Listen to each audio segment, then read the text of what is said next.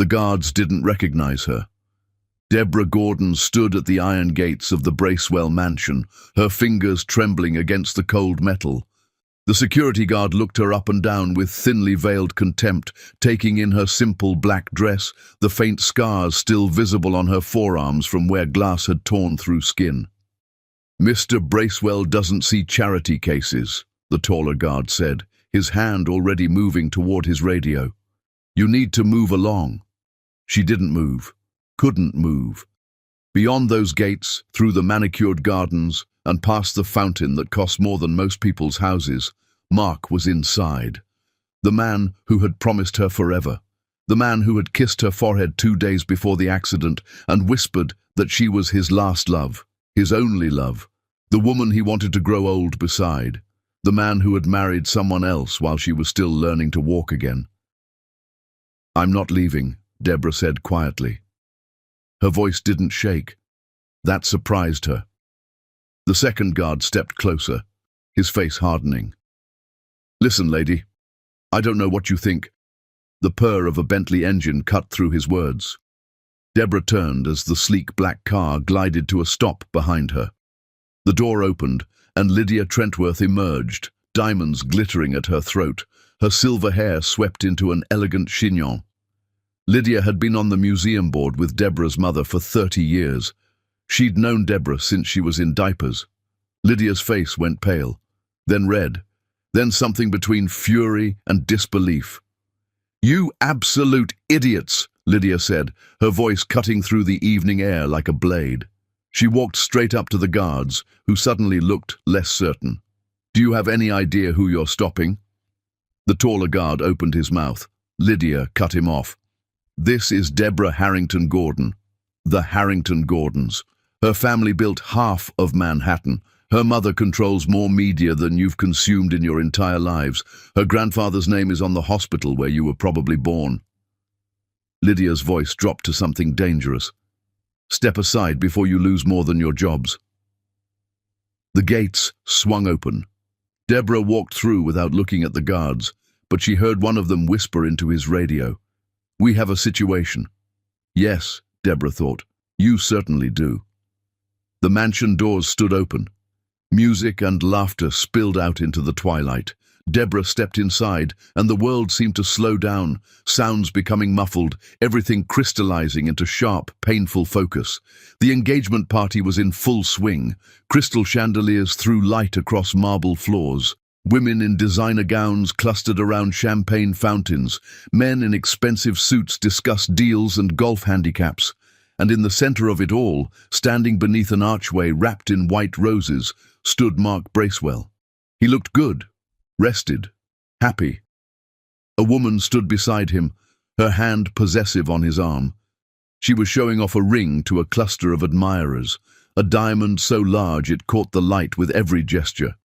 Cindy Wood, pretty in that carefully constructed way, her laugh just a little too loud, her smile just a little too perfect.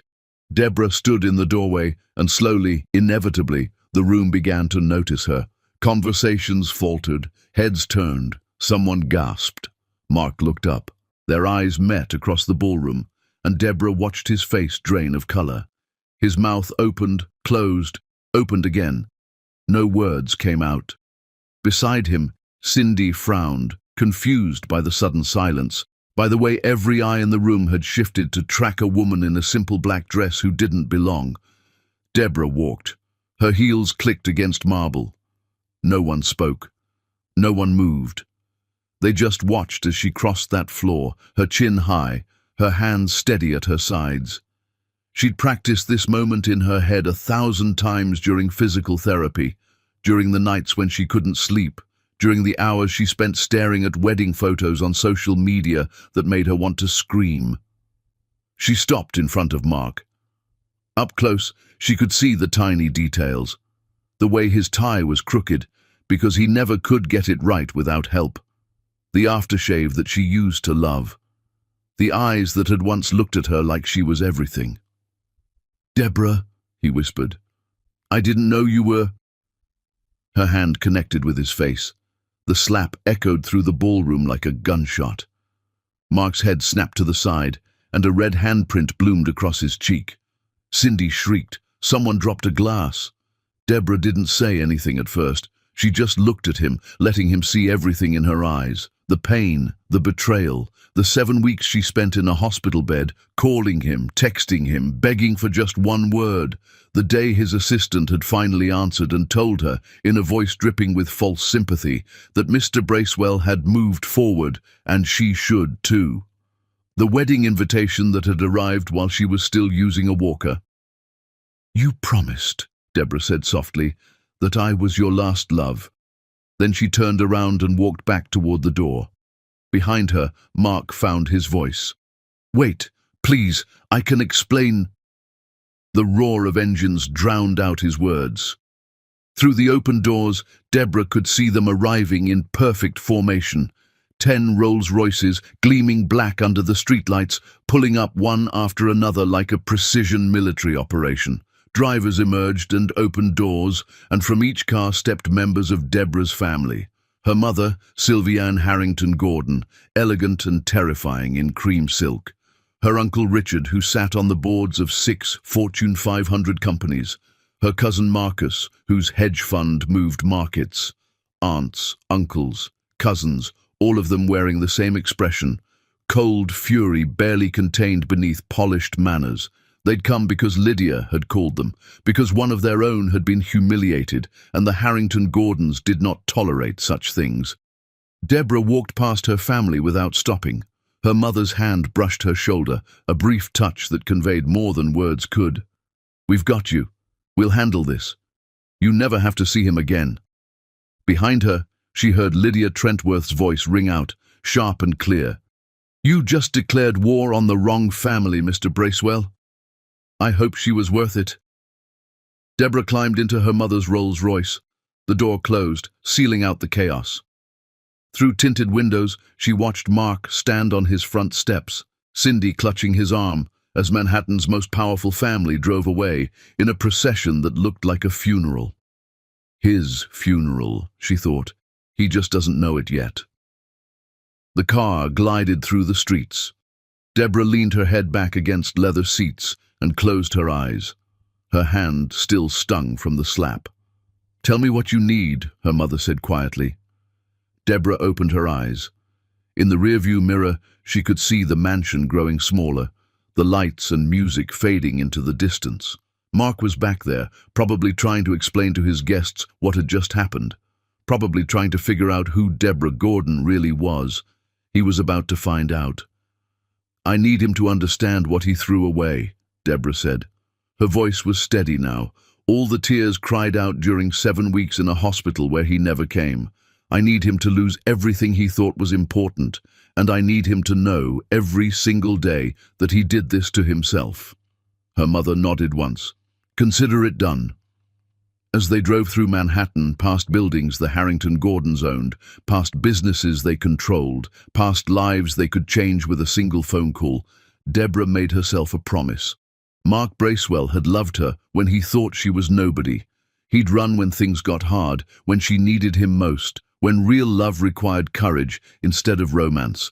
Now he was going to learn what it meant to be on the wrong side of the family he'd dismissed as trust fund babies. He was going to watch his carefully constructed world crumble piece by piece, and when he had nothing left, when he finally understood what real loss felt like, maybe then he'd comprehend the magnitude of what he'd done. Deborah looked down at her hands. The scars from the accident were still visible, pale lines against her skin. She used to try to hide them, not anymore. Scars meant you survived, and Deborah Gordon was done just surviving. It was time to rise. Chapter 2. Before she was broken. The gallery had been quiet that afternoon. Deborah remembered it perfectly, the way she remembered everything about the day her life divided into before and after. Sunlight streaming through tall windows, catching dust motes in golden shafts, the smell of fresh paint from the restoration work happening in the back room, the soft classical music playing just loud enough to fill the silence without overwhelming it. She'd been adjusting a painting, some modern piece that she personally found pretentious but that collectors would pay obscene amounts for, when the door chimed. The man who walked in looked uncomfortable. He was dressed well, expensive suit tailored perfectly to his frame, but he moved through the gallery like someone navigating a minefield. His eyes darted from painting to painting with an expression that said he'd rather be anywhere else. Deborah had seen the type before. Wealthy men who came to galleries because they thought they should, because owning art was what successful people did, even if they couldn't tell a Rothko from a paint-by-numbers kit. "Can I help you?" she'd asked, keeping her voice professional and distant. He'd turned, and something in his face had surprised her. Not arrogance, which she'd expected. Honesty. "I'm completely lost," he said, gesturing helplessly at the paintings surrounding them. "My business partner said I needed to start collecting art, said it was good for my image, but I don't understand any of this." Most men in his position would have faked it, would have nodded knowingly at paintings they didn't comprehend and dropped names of artists they'd Googled that morning. This man just admitted defeat. "What's your name?" Deborah had asked. Mark Bracewell." She'd heard the name. Young tech entrepreneur, built his company from nothing, the kind of success story that business magazines loved, self-made, proud of it. "Okay, Mark, let me show you something." She'd led him to a smaller piece in the corner, a landscape that most people walked past without noticing. "What do you see?" He'd studied it seriously, giving her question real consideration. "Trees, a river. Looks peaceful, I guess." "And how does it make you feel?" "Like I want to be there. Like that's the kind of place where you could breathe." Deborah had smiled. "Then that's what art is. Forget what you're supposed to like. Forget impressing anyone. If something makes you want to step into it, if it makes you feel something real, that's all that matters." They'd spent 3 hours together that afternoon. Mark asked questions, actual questions, not the pretentious nonsense she usually heard. He admitted when he didn't understand something. He laughed at himself when he mixed up styles. And when he finally left, he turned back at the door. "I'm Mark, by the way. I know I said that already, but I realized I never asked your name." "Deborah," she'd said. Just Deborah.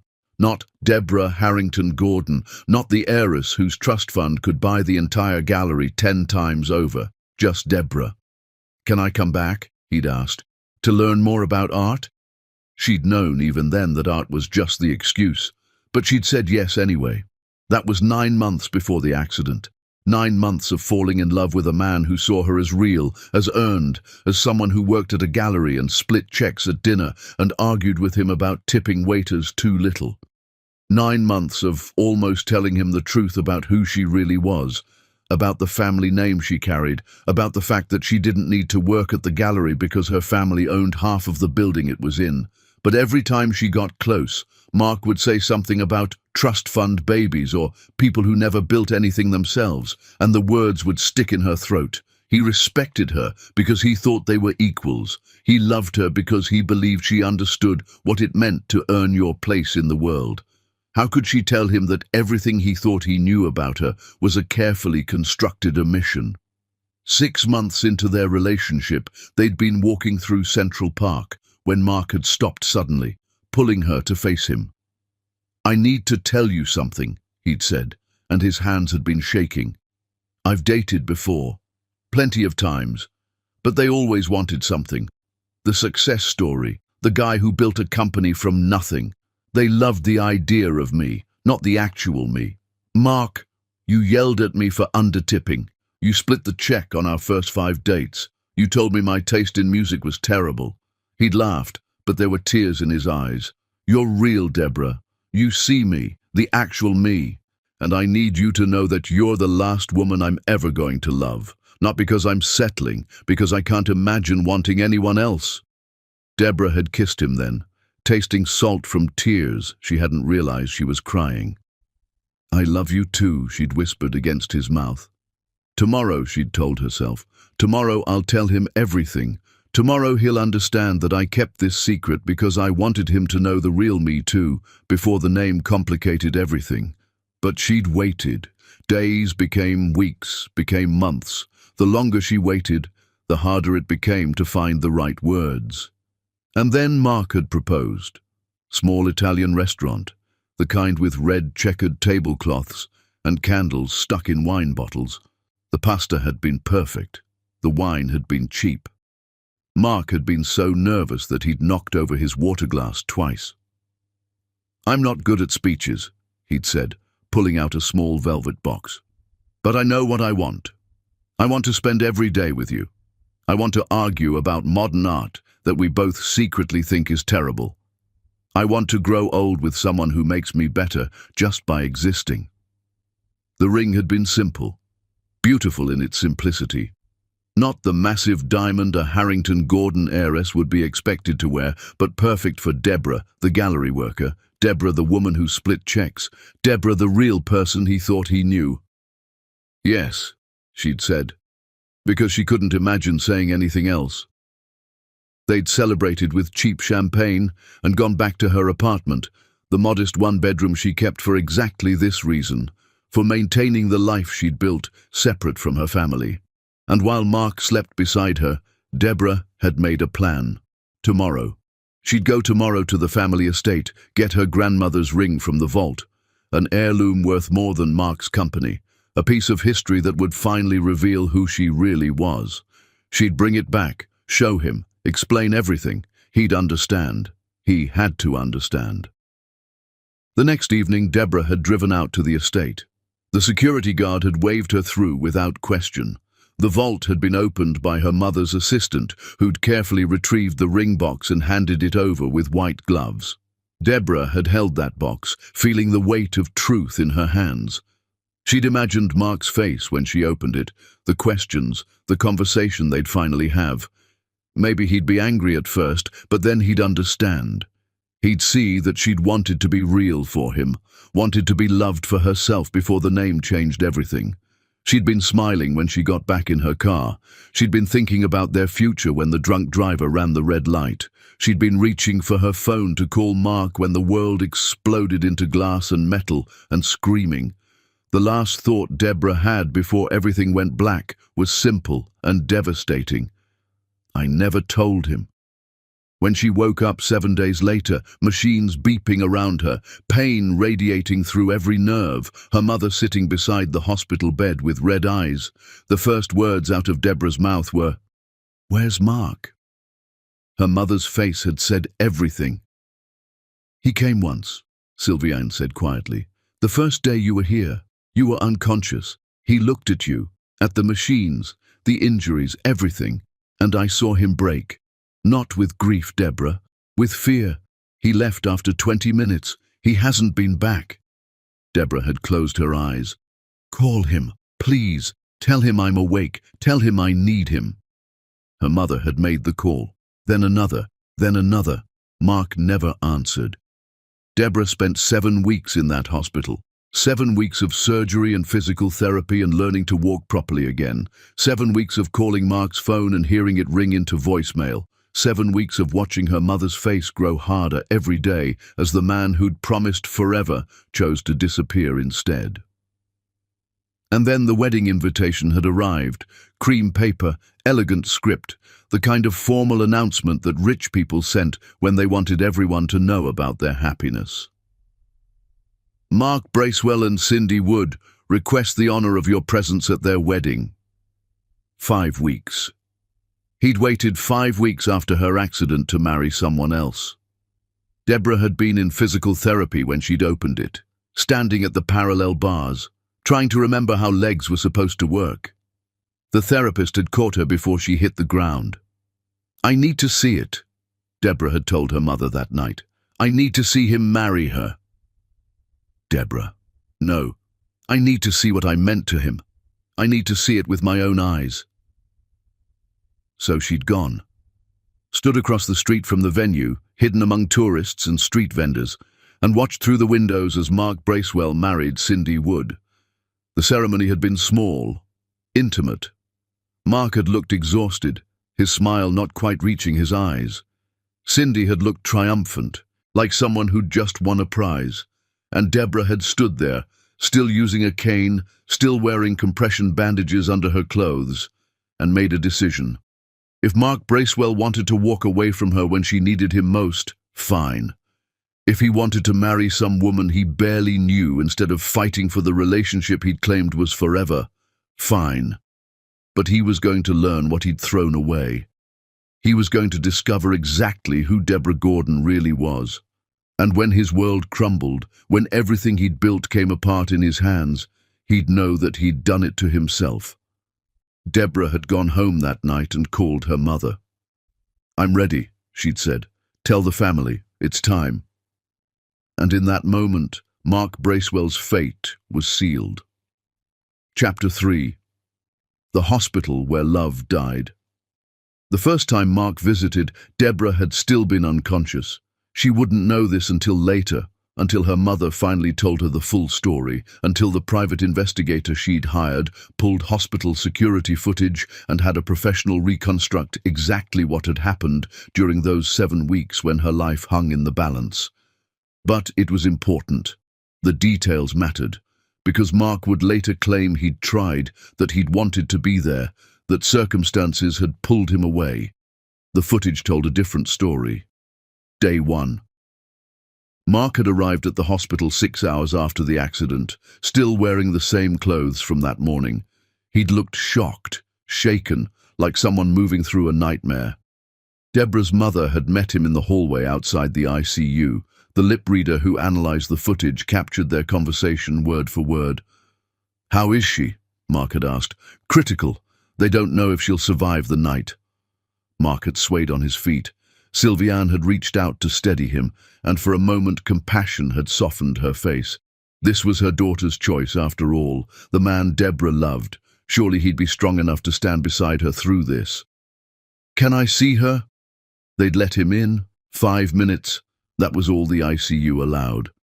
Mark had stood beside Deborah's bed looking at her face, swollen, bruised, barely recognizable, at the breathing tube, at the machines keeping her alive, at the future he'd proposed to, broken and uncertain.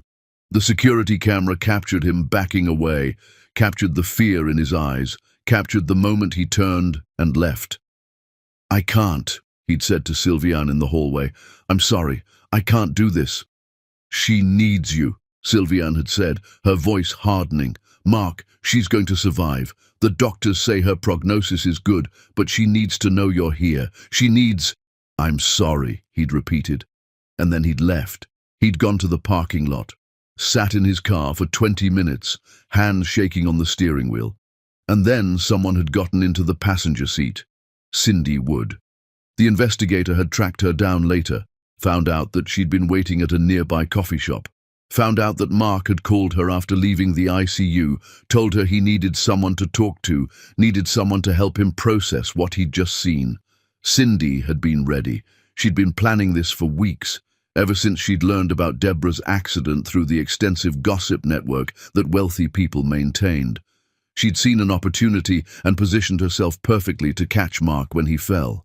The footage showed them talking, showed Cindy's hand on Mark's arm, her face sympathetic, her voice, captured faintly by the parking lot microphones, saying exactly what a frightened man needed to hear. "You can't help her by destroying yourself. Mark, what if she's not the same? What if there's permanent damage? You have a company to run. You have responsibilities. You can't put your life on hold indefinitely." Mark had nodded, had believed her, had driven away from that hospital thinking he was being practical, being realistic, being mature about an impossible situation. He'd never come back. Deborah had woken up a week later. She'd asked for him immediately, her voice hoarse from the breathing tube they'd only just removed. Her mother had tried to soften it, had tried to prepare her, but there was no gentle way to say, "The man you love abandoned you." "Call him," Deborah had whispered. "Please, Mom, just call him. He doesn't know I'm awake yet." Sylviane had made the call. Mark's phone had rung and rung. Finally, someone answered. Mr. Bracewell's office. Not Mark, his assistant, a woman named Patricia who Deborah had met exactly once and who'd looked at her like she was staff. "This is Sylviane Harrington Gordon.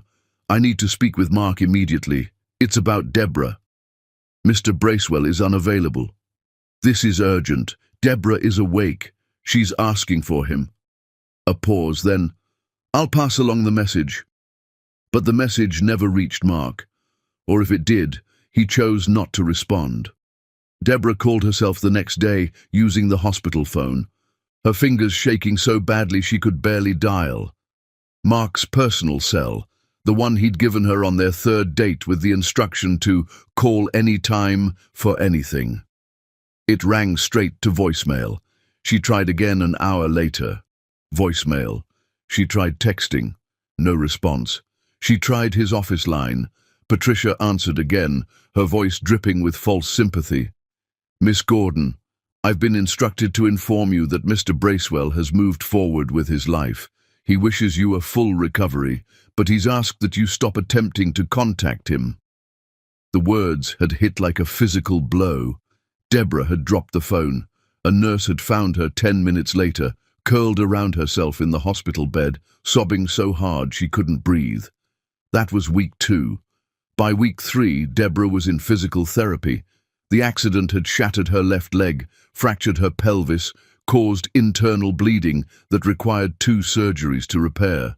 The doctor said she was lucky to be alive. The physical therapist said she'd walk again, but it would take time, patience, and work. Deborah worked like her life depended on it, pushed through pain that made her scream, forced her body to remember how to do things that had been automatic before. And while she worked, she called Mark. Every day, sometimes multiple times, he never answered. Week 4, Deborah's mother brought clothes from her apartment. In the pocket of her jacket was a business card. Cindy Wood, it read, event coordinator. I found this, Sylviane said quietly. It was in Mark's office when I went to retrieve some of your things you'd left there. Cindy Wood. She's the wife of Mark's business partner. Except what? They're getting divorced. The partner and Cindy. The papers were filed 3 days after your accident. Deborah had stared at that business card. Something cold had settled in her chest, something that felt like understanding. She was waiting, Deborah said. She knew about me. She knew about us. And when I got hurt, her mother had nodded grimly. Your investigator is pulling more details, but it seems Miss Wood has been positioning herself very carefully for some time. Week 5, the wedding invitation arrived. It was Lydia Trentworth who brought it, her face twisted with fury and disgust.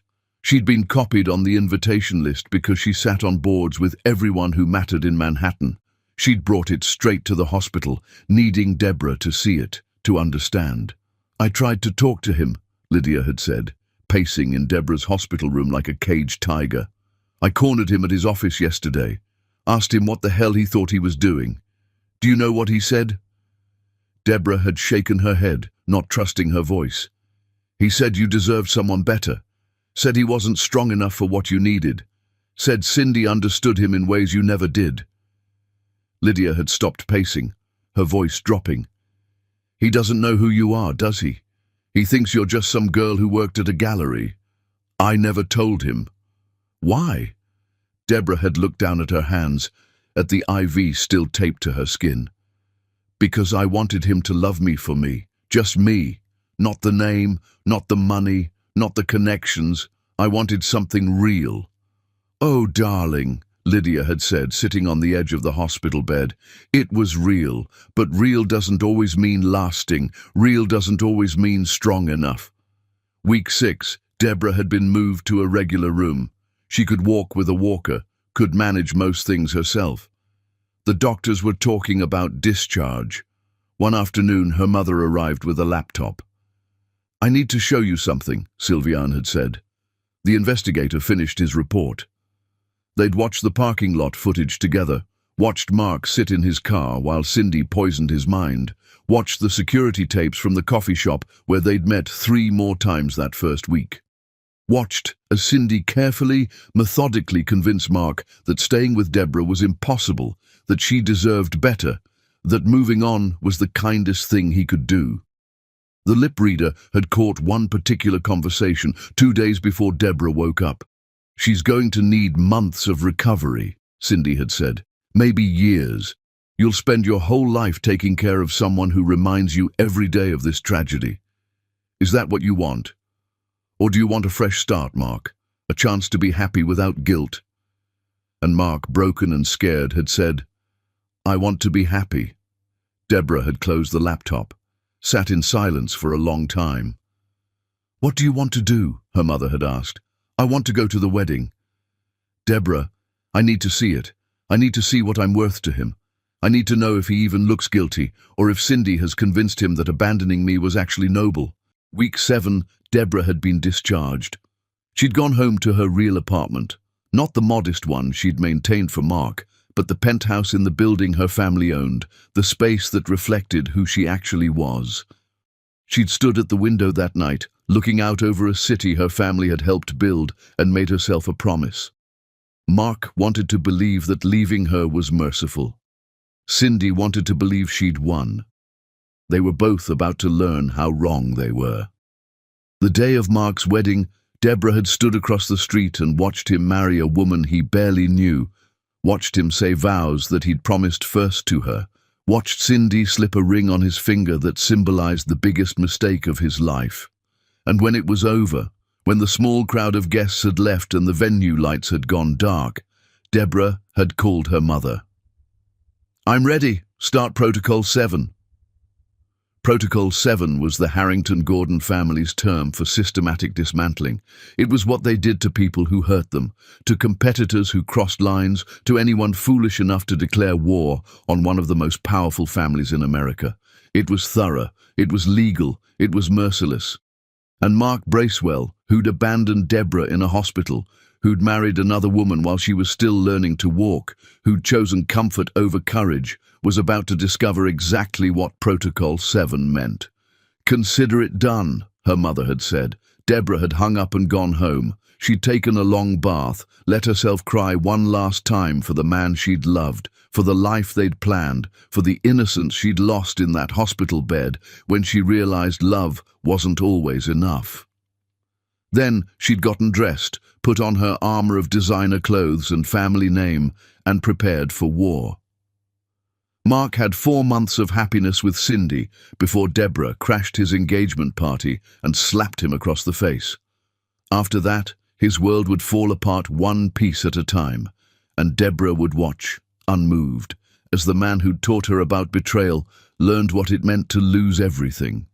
Chapter 4. The Investigation. The conference room in the Harrington-Gordon building overlooked Central Park from 50 stories up. Deborah sat at the head of the table, her mother on one side, her Uncle Richard on the other. Between them lay folders, thick, detailed, containing information that would destroy Mark Bracewell's life. They'd waited 4 months to open these folders. 4 months for Mark to feel secure, to believe he'd gotten away with it, to settle into his new life with Cindy. 4 months for the guilt to fade, for the memory of Deborah in a hospital bed to become something he could compartmentalize and forget.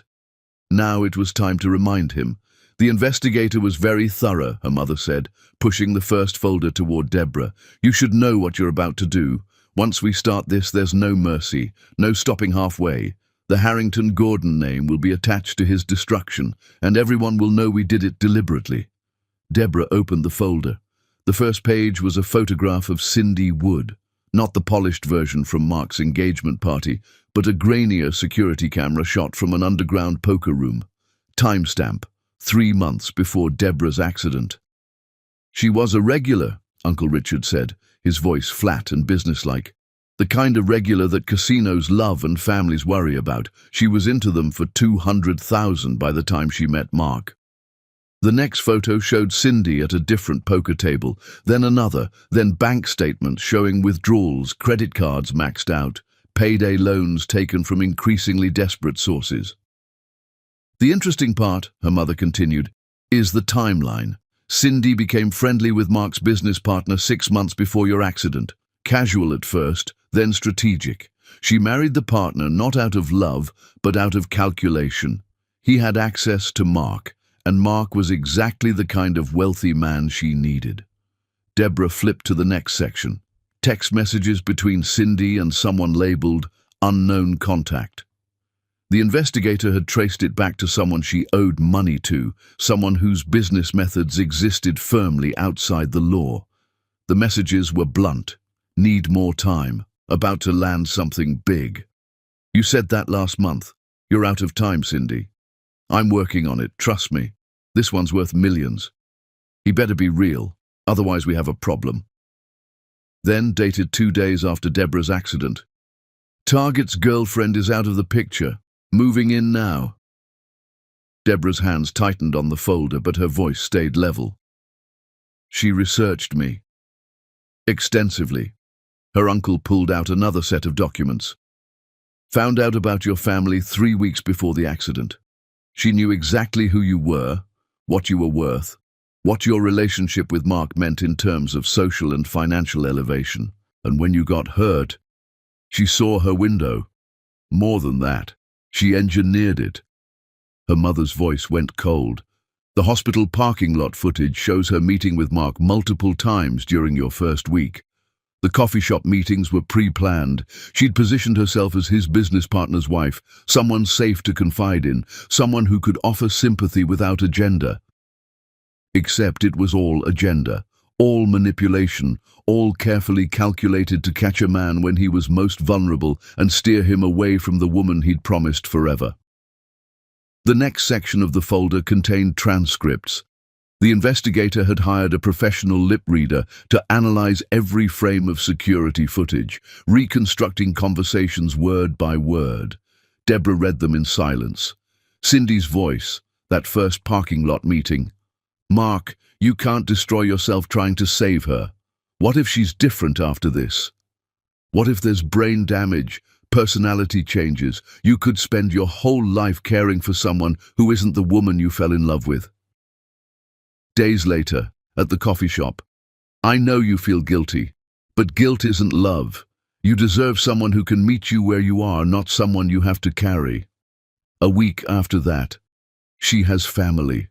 They have resources. She'll be taken care of. You staying won't change her outcome, but it will destroy yours. And finally, 3 days before the wedding. I've been thinking about you a lot, about how strong you've been through this. You're the kind of man who deserves genuine happiness, not obligation disguised as love. She's a professional, Deborah said quietly. This wasn't opportunistic. This was planned. Down to the timeline, her uncle confirmed. She filed for divorce from the business partner exactly 1 week after your accident. Fast-tracked it with a lawyer who specializes in quick, clean separations. She was legally single within a month. In time to marry Mark. In time to lock him in before he figured out what was happening. Deborah closed that folder and opened the next one. This contained Mark's financials, his company structure, his investors, his business relationships, his social connections. Everything that made Mark Bracewell successful was detailed in those pages. And next to each item was a note in red ink, written in her uncle's precise handwriting. Primary investor, Rothmore Capital, 40% owned by HG Holdings. Headquarters lease, Morrison Building, HG Property Subsidiary. Tech patents, licensed from Ashford University, HG Foundation major donor. Banking, Sterling Private Wealth, HG family sits on board. On and on it went. Every piece of Mark's carefully constructed empire touched in some way the Harrington-Gordon family, not directly enough that he'd ever noticed, not obviously enough that it looked like influence, but substantially enough that if that influence was withdrawn, if those connections were severed, if the invisible web of support that propped up every successful person in Manhattan suddenly vanished, Mark's world would collapse. He doesn't know yet, her mother said. He thinks he built everything himself. He's proud of being self-made. That pride is what made him look down on inherited wealth, what made him dismiss trust fund babies as lesser. That pride, Uncle Richard added, is what's going to make this hurt. Deborah looked at the final folder. This one was thinner. Just a few pages. What's this? Your exit strategy, her mother said. If you want to stop. If, after seeing all of this, you decide mercy is better than justice, we can make all of this disappear. Mark never has to know we investigated him. Cindy never has to know we found her secrets. You can walk away and rebuild your life without looking back. Deborah sat with that option, felt its weight, understood that her family was giving her a choice, not pushing her toward revenge. She thought about Mark in that hospital parking lot, too scared to come back inside. Thought about him marrying Cindy while Deborah was still learning to walk. Thought about the wedding invitation, the casual cruelty of it, the way he'd moved on, as if their love had been nothing. She thought about standing at his engagement party, about the moment before she slapped him, when their eyes had met, and she'd seen no remorse, no guilt, no recognition of what he'd done. Just fear, just the scrambling realization that he'd made a terrible mistake. "Start the protocol," Deborah said, "all of it. But slowly. I want him to feel every piece fall away. I want him to have time to understand what's happening and why. I want him to know at the end that he did this to himself." Her mother nodded once. "Then it begins."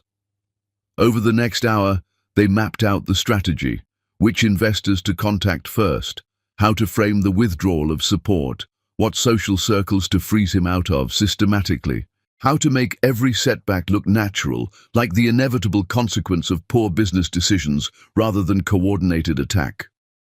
"He'll suspect eventually," Uncle Richard warned. "Once enough pieces fall, he'll put it together."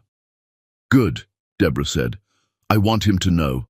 I want him to lie awake at night, understanding exactly who he abandoned, exactly what family he dismissed as irrelevant, exactly how thoroughly he destroyed his own future." They finalized the plan as the sun set over Central Park. Deborah stood at the window, looking down at the city spread below her, the buildings her family owned, the businesses they controlled, the invisible empire that most people never knew existed. Mark had loved her when he thought she was nobody, had promised her forever when he believed they were equals, had run the moment that promise required sacrifice. Now he was going to learn what nobody meant, what powerless meant, what it felt like to be on the receiving end of abandonment. Deborah's phone buzzed, a text from Lydia Trentworth. "The invitations are printed. His engagement party is in 3 weeks. The entire city will be there." Deborah typed back, "I'll be there too. You're sure? I want him to see my face before it all falls apart. I want him to know it's coming." "You're your mother's daughter." Deborah smiled without humor. "No, I'm my own woman, and I'm done being invisible." She left the conference room that night with copies of every folder, every piece of evidence, every strategic move planned for the coming months. She drove home to her penthouse, poured herself wine she didn't drink, and stood at her own window overlooking her own version of the city. Mark was out there somewhere, probably home with Cindy, probably happy, probably convinced he'd dodged a bullet by leaving Deborah behind. He had 3 more weeks of that happiness. Then, Deborah would walk into his engagement party, slap him across the face in front of everyone who mattered, and watch as the first domino fell. After that, it was just a matter of time. And time was something Deborah had learned during 7 weeks in a hospital was the most devastating weapon of all. Chapter 5. When Brothers Turn Away. The first domino fell exactly 3 days after the slap. Mark's assistant brought him the news during his morning meeting with potential investors from Singapore. The email was short, almost casual in its brutality. "Dear Mr. Bracewell, after careful consideration of our portfolio strategy, Rothmore Capital has decided to discontinue our partnership with your company. This decision is final. We wish you the best in your future endeavors." Mark had read it twice, certain he'd misunderstood. Rothmore Capital was his primary investor. 40% of his funding came from them. They'd been enthusiastic about his next product launch, had talked about doubling their investment, had praised his vision just 3 weeks earlier. "Get David on the phone," Mark told his assistant. David Rothmore, the firm's managing partner, the man who'd personally recruited Mark 5 years ago. "He's not taking calls." "What do you mean he's not taking calls?" His assistant said he's unavailable indefinitely. "For you." Mark had stood there in his conference room, the Singapore investors looking uncomfortable, and felt the first tremor of something he couldn't name. Not fear yet, just unease. "Excuse me," he'd said to the investors. "I need to handle this personally." He'd called David himself. The call went to voicemail. He'd tried again, same result. He'd driven to Rothmore's office, demanded to see David, and been met by security who politely but firmly escorted him from the building. "Mr. Rothmore has nothing further to discuss with you," the security guard had said. "I'm a client. I have a right." "Not anymore." That was Tuesday. By Friday, Mark knew something was terribly wrong. 2 more investors pulled out with the same vague language about portfolio strategy. His headquarters lease renewal, which had been automatic for 3 years, was suddenly under review. The bank called to discuss restructuring his credit lines. He'd tried to reach out to his network, the web of connections that successful people in Manhattan maintained like oxygen, but phone calls went unreturned. Lunch invitations were declined. People who'd been friendly a week ago were suddenly too busy to meet. Mark stood in his office that Friday evening, looking at his calendar of cancelled meetings, and finally understood. Someone was coming for him. He went home to find Cindy hosting a party he didn't know about. Their living room was full of people he didn't recognize, music blaring, laughter echoing off expensive walls. Cindy was in the center of it all, holding court like a queen, wearing a dress that cost more than his first car. "What is this?" Mark asked, pulling her aside. "A party, darling. You said I could invite friends." "I said you could have a small dinner party. This is—" He looked around at the strangers drinking his wine, eating catered food that must have cost thousands, treating his home like a nightclub. "Who are these people?" "Friends," Cindy said, already turning away. "Don't be boring, Mark. Enjoy yourself." But Mark couldn't enjoy anything. He went to his study, closed the door against the noise, and tried to figure out what was happening to his life. His phone rang. James, his best friend since college, the best man at his wedding to Cindy, the brother he'd never had by blood. "Thank God," Mark said, answering. "James, I need to talk to you about—" "I know about Deborah," James interrupted. His voice was cold. "I know who she really is. I know what you did." Mark's stomach dropped. "James, let me explain. You abandoned her in a hospital, married someone else 5 weeks later, and then I find out she's Deborah Harrington Gordon. The Harrington Gordons, Mark. Do you have any idea who that family is? What they control?" "I didn't know." "That's not the point." James's voice cracked. "The point is, you left her when she needed you most. You married Cindy before Deborah could even walk properly again. You're not the man I thought you were." "James, please, I made a mistake. I know that. I can't look at you anymore. I can't sit across from you at lunch and pretend I don't see what you really are. We're done, Mark. Don't call me again." The line went dead. Mark sat in his study while the party raged outside, holding a phone that felt like lead in his hand. James was gone. His best friend of 15 years, the person who knew him better than anyone, was just gone. The weekend was worse. Mark's younger brother Daniel had always looked up to him, always called him for advice, for help, for the kind of big brother guidance that made Mark feel like he'd succeeded at something beyond business. They had standing Sunday brunch reservations, had maintained that tradition even when life got busy. Sunday morning, Daniel didn't show up. Mark called him, no answer, texted him, no response. Finally, Mark drove to Daniel's apartment and knocked on the door until his brother answered. Daniel looked at him like he was a stranger. "Why are you here?" Daniel asked, not opening the door wider, not inviting him in. "You missed brunch. I was worried." "I didn't miss anything. I chose not to come." The words hit harder than Mark expected. "Danny, what's going on?" "Mom cries at night, did you know that?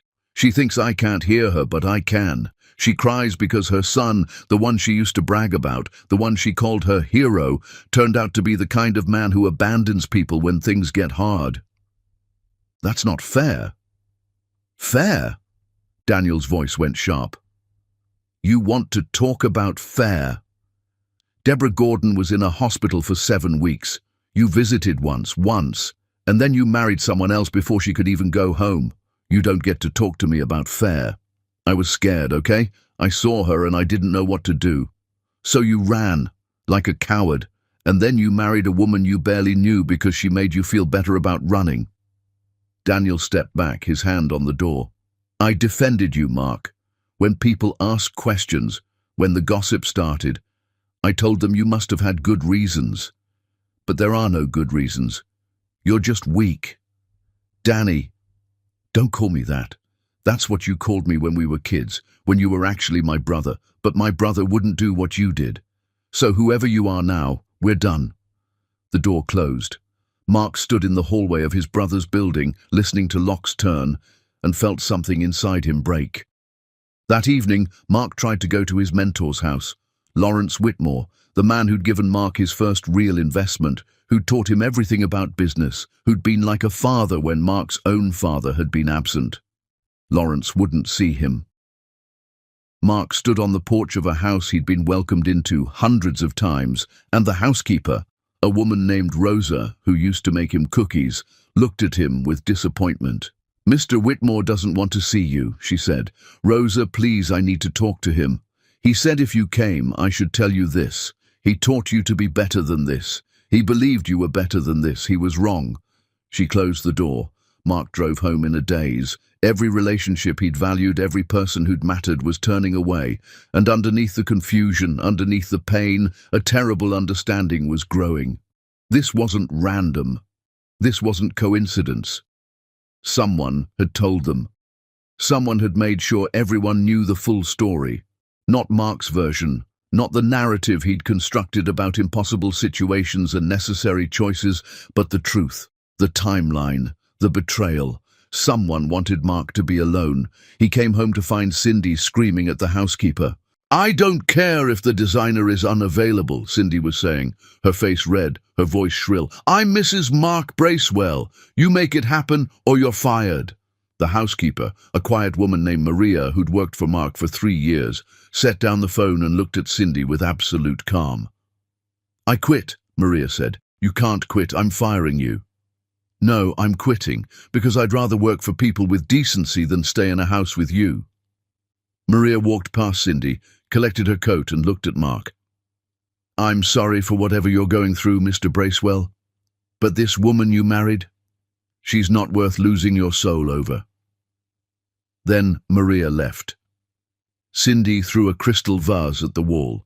It shattered, glass exploding across marble floors, and she turned on Mark with fury in her eyes. "Are you going to let her talk to me like that?" Mark looked at Cindy, really looked at her, and saw a stranger. The woman he'd married in a fog of grief and guilt, the woman who'd seemed understanding and patient and real, was gone. Or maybe she'd never existed. Maybe this version, angry, entitled, cruel, had been hiding underneath all along. "Who are you?" Mark asked quietly. "What? Who are you really?" "Because the woman I married wouldn't treat people like that. Wouldn't scream at staff. Wouldn't throw things like a child." Cindy laughed, actually laughed. "You want to know who I really am? I'm the woman who saved you from wasting your life on damaged goods. I'm the woman who gave you an out when you were too weak to take it yourself. I'm the woman who deserves better than this falling apart mess you're turning into." The words hung in the air between them. "Damaged goods," Mark repeated. "You mean Deborah? The girl in the hospital who had you all twisted up, yes. Her. You were going to throw away everything for someone who might never recover. I did you a favor." Something cold settled in Mark's chest. "You planned this. From the beginning. Someone had to. You were drowning in guilt, Mark. I threw you a life raft. I loved her. You loved who she was before the accident. You have no idea who she would have been after." Cindy stepped closer, her voice dropping. "I gave you permission to move on, to choose yourself instead of martyrdom. You should be thanking me." Mark looked at the woman he'd married and felt nothing but emptiness. "Get out!" "Excuse me? Get out of this house. Find somewhere else to be." "This is my house too, Mark. We're married, remember?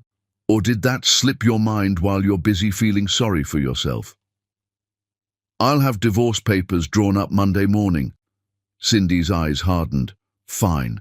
and I'll take half of everything you have left, which, from what I'm hearing about your little business problems, won't be much." She walked out, slamming the door hard enough to rattle windows. Mark stood alone in a house that felt too big, too empty, too much like a monument to his own terrible choices. His phone sat silent on the table, no calls, no messages, no one left who wanted to talk to him. His best friend was gone. His brother was done with him. His mentor had washed his hands of him. His wife had revealed herself as a calculating stranger. And somewhere out there, Deborah Harrington Gordon was watching it all fall apart. Mark sank into a chair and put his head in his hands. 3 weeks ago, he'd had everything: a company, a beautiful home, a new wife, respect, friendship, family. Now he had nothing but questions and guilt and the growing certainty that he'd destroyed his life with his own cowardice. His phone rang. Unknown number. Mark answered without thinking. "Hello?" "I hope she was worth it." Deborah's voice. Cold, clear, devastating. "I hope every moment with her was worth what you're about to lose." The line went dead, and Mark Bracewell, sitting alone in his empty house, finally understood. This was just the beginning. Chapter 6. The Man Who Stayed. The environmental fundraiser was supposed to be another obligation. Deborah had attended 1,000 of these events, the kind where wealthy people gathered to feel good about writing checks, where networking mattered more than actual change, where everyone wore designer clothes and talked about making a difference while drinking champagne that cost more than most people's monthly rent. She'd come tonight only because her mother had insisted. "You can't hide forever," Sylviane had said. "The city needs to see you living, not just surviving."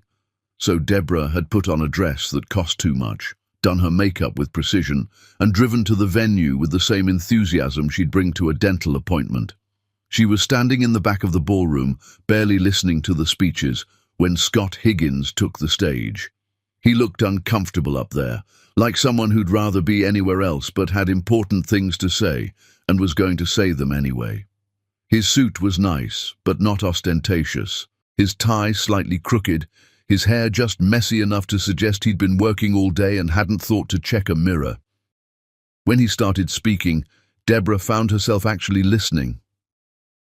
"I build buildings," Scott said. No preamble, no warm-up.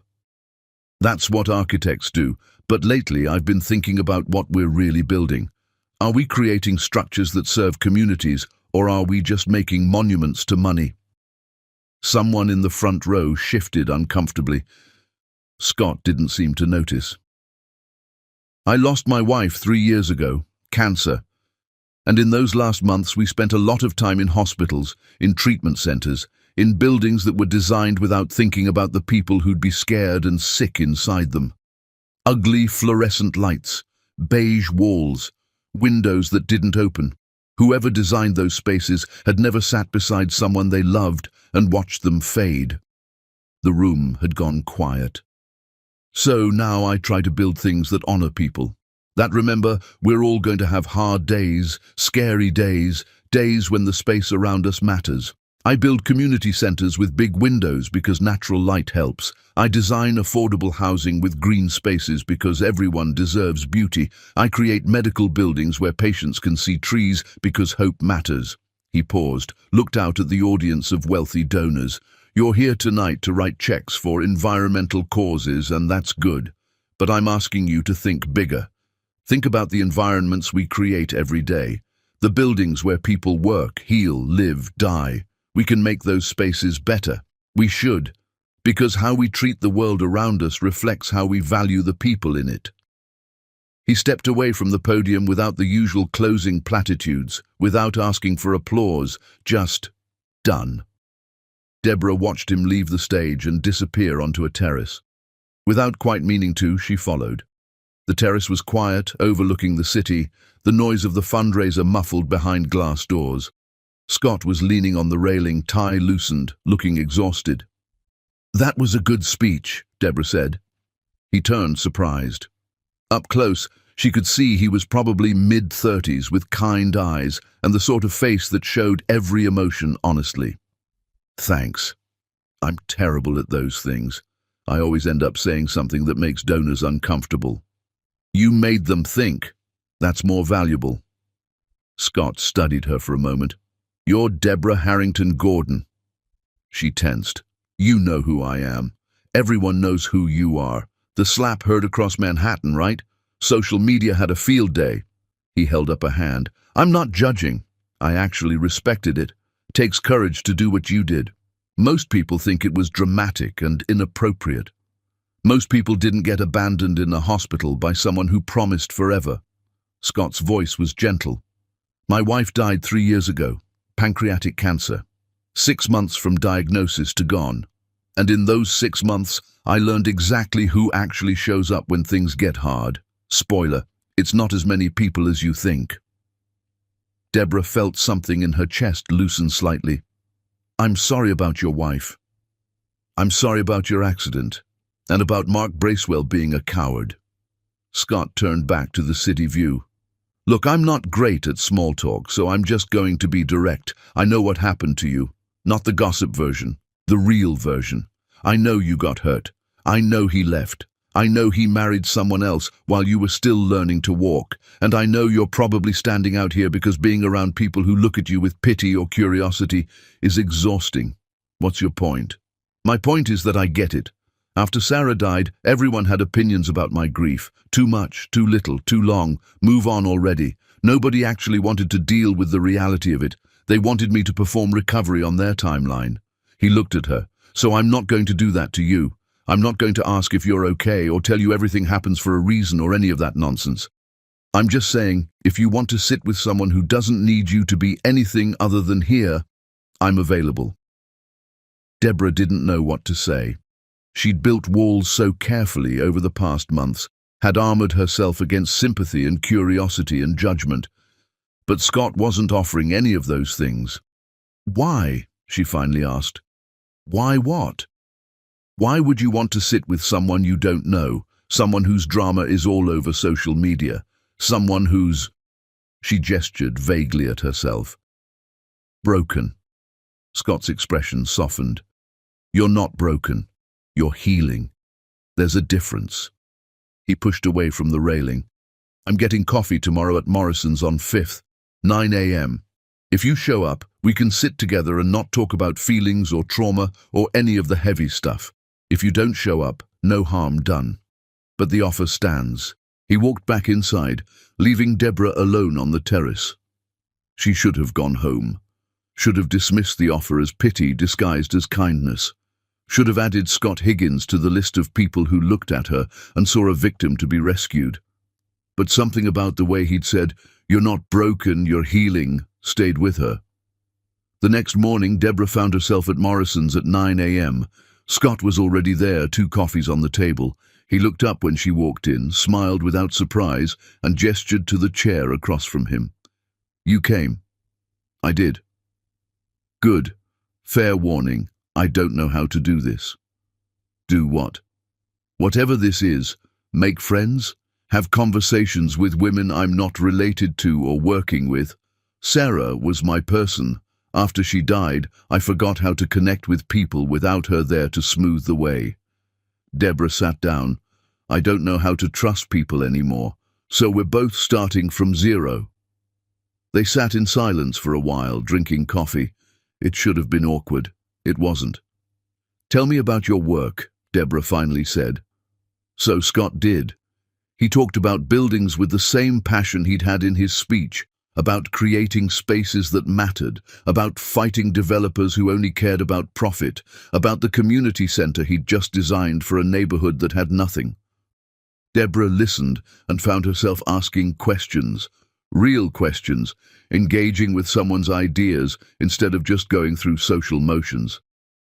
What about you? Scott asked. What do you do? I worked at a gallery before. She paused. Now I'm figuring out what comes next. What do you want to come next? No one had asked her that. Everyone asked how she was feeling, if she was okay, if she needed anything. No one asked what she actually wanted. I want to matter again, Deborah said quietly. I want to be more than the girl who got hurt and the woman who got revenge. I want to build something that's mine. Then build it. It's not that simple. Why not? Because... She stopped. Why not? What was actually stopping her except fear? Scott leaned back in his chair. Sarah used to say that the hardest part of loss wasn't the grief. It was remembering how to want things again. How to imagine a future that looked nothing like the one you'd planned. Is that what you're doing? Imagining a new future? Every day. Some days are better than others. He smiled, and it was real. Today's a good day. They met for coffee the next day, and the day after that. Scott didn't push. Didn't ask about Mark or the slap or her family or the revenge everyone knew she was orchestrating. He talked about his work, asked about her opinions on art and architecture, told terrible jokes that somehow made her laugh. 2 weeks in, Deborah tried to scare him away. They were walking through Central Park when she stopped abruptly. You should know something about me. I'm not a good bet. I'm angry most of the time. I don't trust easily. I have nightmares about the accident. I'm probably going to push you away just to see if you'll leave. Scott looked at her calmly. Okay. Okay? That's it? What do you want me to say? That you're too damaged for friendship? That I can't handle complexity? He shrugged. Deborah, my wife died slowly over 6 months. I watched her fade, watched her hurt, held her hand while she cried because she knew she was leaving me. I learned more about pain in those months than most people learn in a lifetime. Your anger doesn't scare me. Your mistrust makes sense, and if you push me away, I'll just stand here and wait until you're done testing me. Why would you do that? Because you're worth it. The words were simple, honest, no grand declaration, no dramatic gesture, just fact. Deborah felt something crack in her chest, something that had been frozen since the hospital. I don't know how to do this, she whispered. Do what? Let someone in again. Believe someone will stay. Scott reached out and took her hand. His palm was warm, his grip steady. Then we'll figure it out together, one day at a time. And if you need to test me, test me. If you need space, take it. If you need to scream at me, scream. I'm not going anywhere. You promise? I promise. They stood there in Central Park, hand in hand, and Deborah let herself believe just a little that maybe some people did stay. Maybe some promises weren't lies. Maybe some men were strong enough to handle her truth. A month after they met, Scott kissed her. They were in his apartment, looking at building plans spread across his dining table, arguing good-naturedly about window placement. Deborah had said something sarcastic, Scott had laughed, and then suddenly he was looking at her differently. Can I kiss you? He asked. The question itself was its own answer. Mark had never asked, had just assumed, just taken, just moved forward with the confidence of someone who believed himself entitled. Scott waited for permission. Yes, Deborah said. The kiss was gentle, careful, full of question marks instead of demands. When they pulled apart, Deborah was crying. Too much? Scott asked, concerned. We can slow down. No, it's just, I forgot what it felt like to be asked, to have someone wait for my answer. Scott wiped away her tears with his thumb.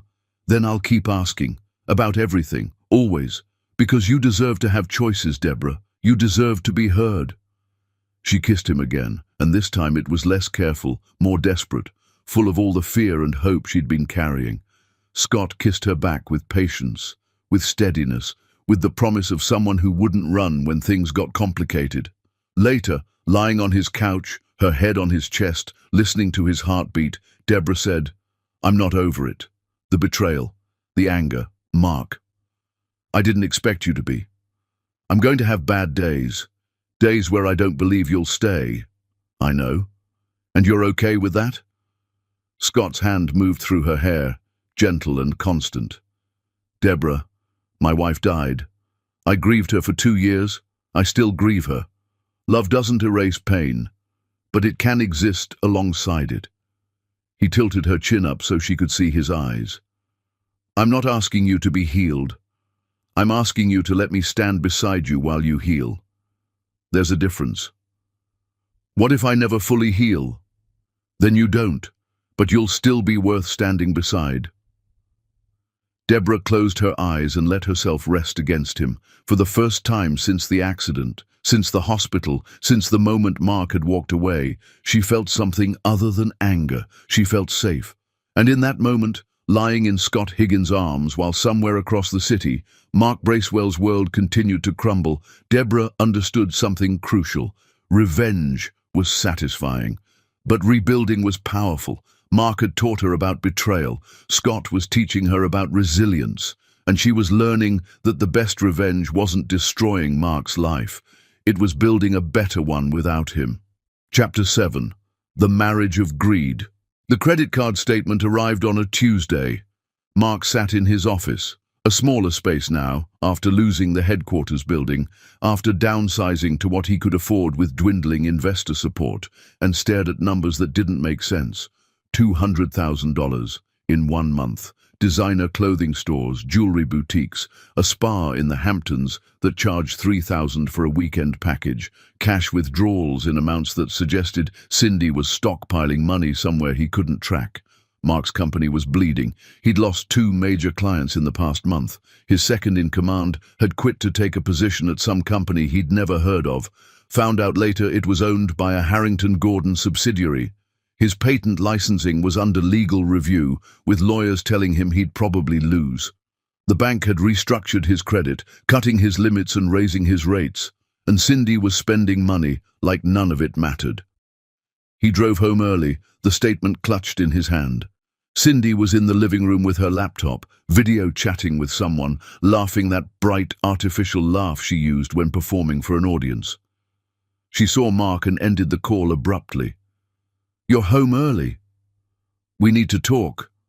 Mark put the statement on the coffee table. "What is this?" Cindy barely glanced at it. "My purchases, obviously." $200,000 in 1 month, Cindy. We talked about budgets. We talked about being careful while the company is struggling. Your company is struggling. I'm your wife. This is what wives of successful men do. But I'm not successful right now. Everything is falling apart and you're spending like we have unlimited resources. Cindy stood up, her face hardening. "That's not my problem, Mark. You're the businessman.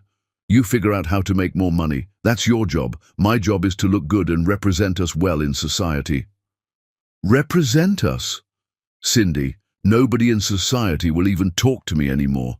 Every invitation gets declined. Every connection has gone cold. Whatever representation you think you're providing, it's not working. Maybe because you married damaged goods first and everyone remembers." The words hit like a slap. "Don't talk about Deborah that way." "Why not? It's true. You're still hung up on a woman who probably can't even walk properly while I'm here, whole and beautiful and everything you should want. But instead you're obsessing over money like some accountant." Mark stared at his wife and felt something inside him go cold. "How did you know she might have trouble walking?" "What?" "You said Deborah probably can't walk properly. How would you know that? You never met her." Cindy's eyes flickered with something, calculation, maybe fear, before her expression smoothed. "I heard things. People talk." "What people? I never told you details about her injuries." "Does it matter?" "It matters, because the only people who knew those details were her family and the hospital staff. So unless you've been stalking Deborah's medical records, which would be illegal or—" He stopped, pieces clicking together with horrible clarity. "You knew, from the beginning. You knew who she was, what happened to her, all of it." Cindy sighed like he was being tedious. "Of course I knew. I researched her when I first heard you were dating someone seriously." "You researched her. I research everyone. It's called being smart, Mark. And when I found out who Deborah Harrington Gordon really was, the family, the money, the connections, I knew you'd never survive that relationship." "What are you talking about?" Cindy moved closer, her voice dropping to something almost gentle. "Think about it. She was hiding who she was from you, letting you believe she was some gallery worker, some regular girl. Eventually, she would have revealed the truth. And then what? You would have realized how far beneath her you were. You would have spent your whole life feeling inferior, knowing you married into wealth instead of creating it yourself. That's not... I saved your ego, Mark. I gave you an out before the truth destroyed you. I made you see that what you had with Deborah was built on lies, and I offered you something real instead. Mark felt sick. You manipulated me. While Deborah was in the hospital, you poisoned my mind against her. I showed you reality. You wanted to see it. You wanted permission to leave because you were scared, and I gave it to you. Cindy's face was calm, clinical. You're welcome, by the way. For what? For saving you from wasting your life on someone who would have overshadowed you forever. Mark looked at the woman he'd married and saw her clearly for the first time. Not the understanding partner who'd helped him through a crisis. Not the woman who'd seemed to really see him. A predator who'd identified weakness and exploited it. Get out, Mark said quietly. Excuse me? Get out of this house. I want a divorce. Cindy laughed, actually laughed. You want a divorce? Mark, I'm your wife. I have rights. And given how spectacularly your company is failing, I'll be entitled to at least half of whatever you have left, which honestly isn't as much as I was hoping for. Isn't as much as... Mark's voice shook. You married me for money. Of course I did. Why else would I marry someone who was clearly still in love with someone else? She picked up her laptop, perfectly composed. But you were available, vulnerable, and wealthy enough to solve my problems. I had gambling debts, Mark, serious ones. People I owed were getting impatient. You were my solution. You're insane. I'm practical. There's a difference. Cindy walked toward the stairs, then paused. Oh, and those offshore accounts you're probably wondering about? That's my exit strategy. I've been moving money since a month after the wedding. Insurance in case your business collapsed before I could take my cut legally. She went upstairs. Mark heard the bedroom door close. He stood alone in his living room, understanding finally, completely what he'd done. He'd abandoned a woman who loved him, truly loved him, who'd hidden her identity because she wanted him to love her for who she was, not what she represented, and married a con artist who'd seen him as nothing more than a transaction. Mark pulled out his laptop and opened his email, searched for messages from Cindy during those early weeks after the accident, found them. Just checking on you. I know this must be so hard. I'm here if you need someone to talk to. You don't have to go through this alone. Every message carefully worded to sound supportive while subtly undermining his relationship with Deborah. Every conversation designed to make him doubt, to make him afraid, to make leaving seem like the mature choice instead of cowardice. He opened his phone next, found text messages he'd forgotten about. Cindy sending him articles about traumatic brain injuries, about personality changes after accidents, about relationships that didn't survive crisis. All of it calculated, all of it manipulation, all of it designed to push him away from Deborah and towards Cindy, and he'd fallen for it, had let his fear overpower his love, had chosen the easy path over the right one.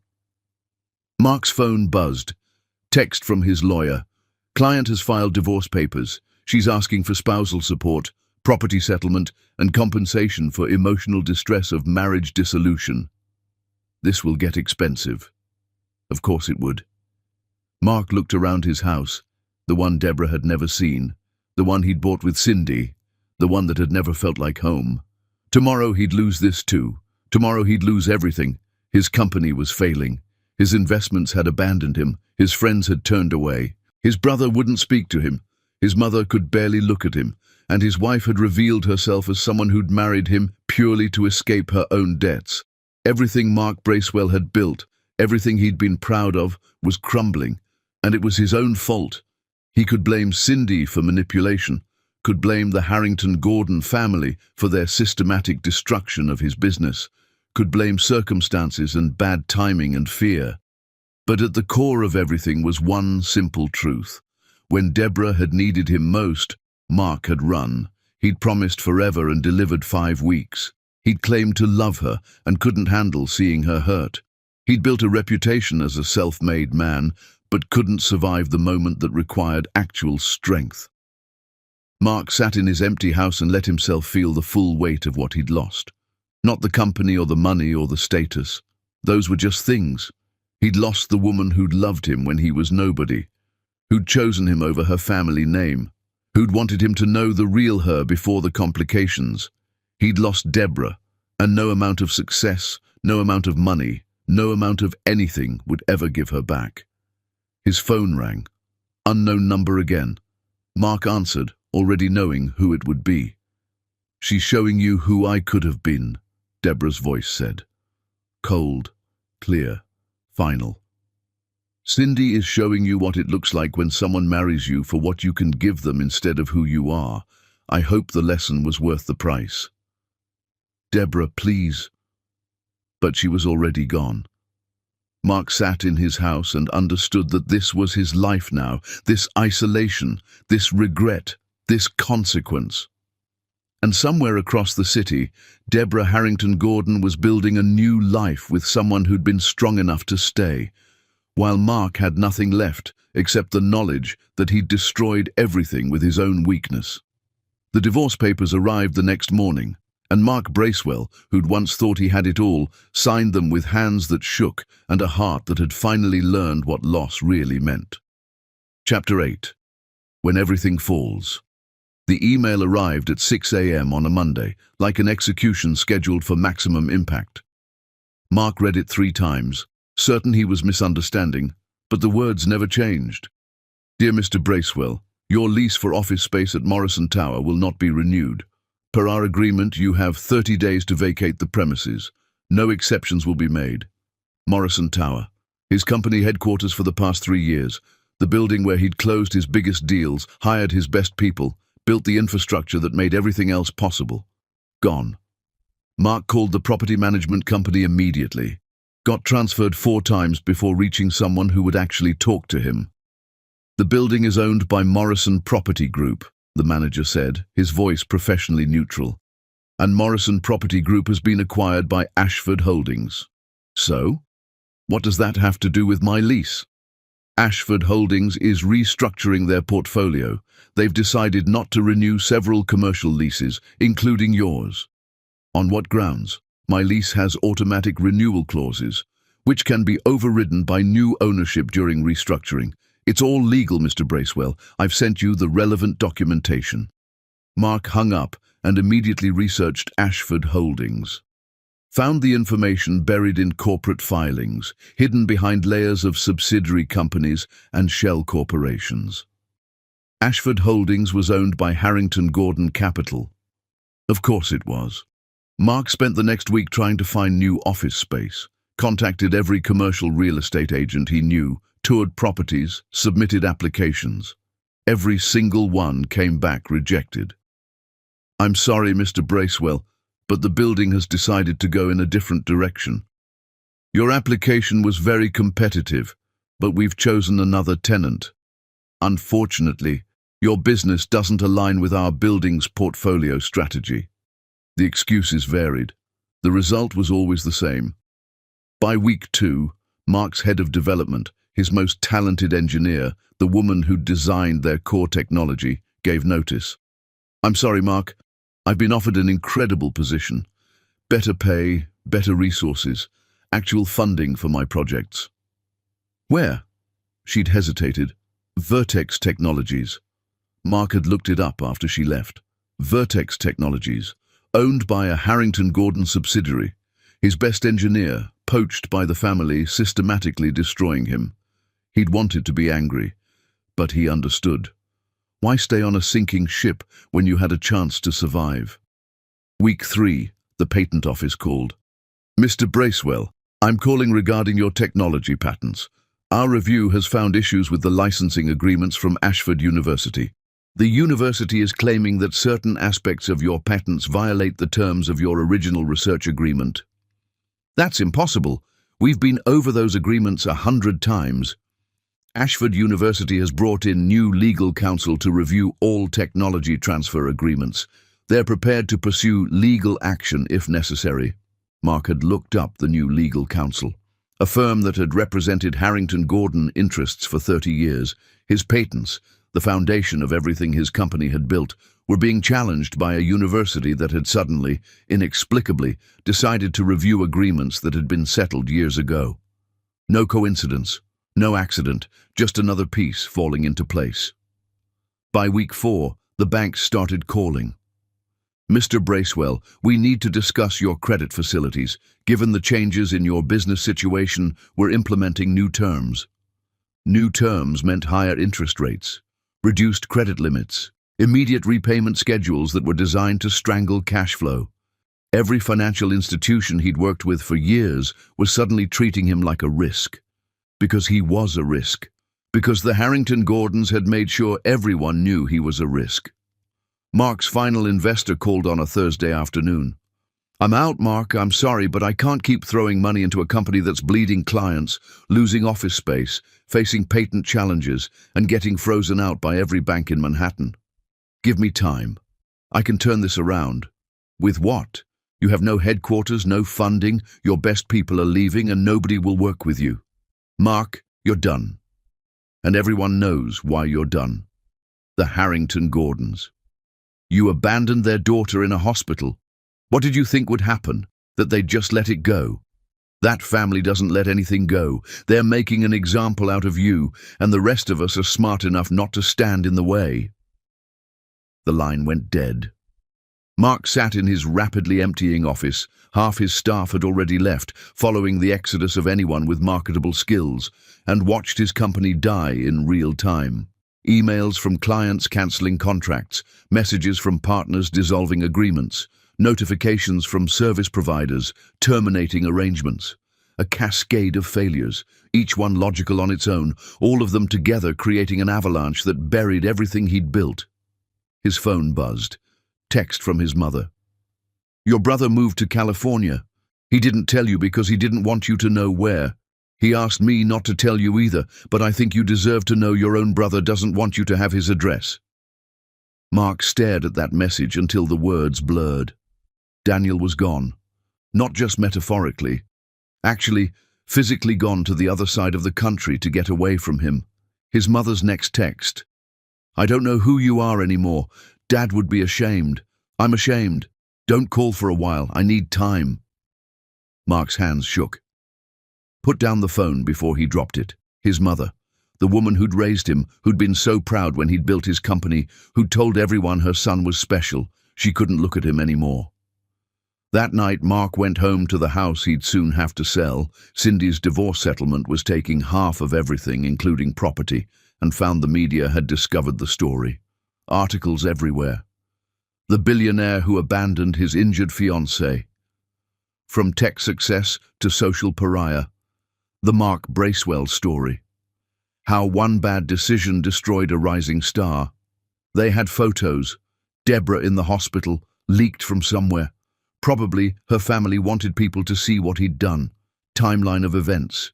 Interviews with people who knew them. The comment sections were brutal. He deserves everything that's happening. Imagine abandoning someone when they need you most.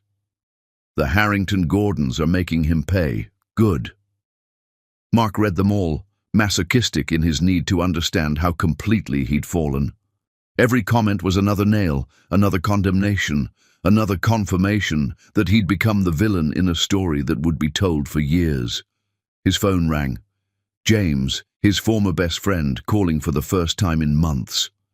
"Hello," Mark answered, hopeful despite himself. "I'm calling to tell you I'm getting married," James said, his voice formal. "And you're not invited. I wanted you to hear it from me instead of seeing it online." "James, please. I loved you like a brother. But what you did to Deborah, I can't have that in my life. My fiancé agrees. We don't want people at our wedding who don't understand what loyalty means. I made a mistake. You made a choice. You chose fear over love. You chose convenience over commitment. And now you're paying for it." James's voice softened slightly.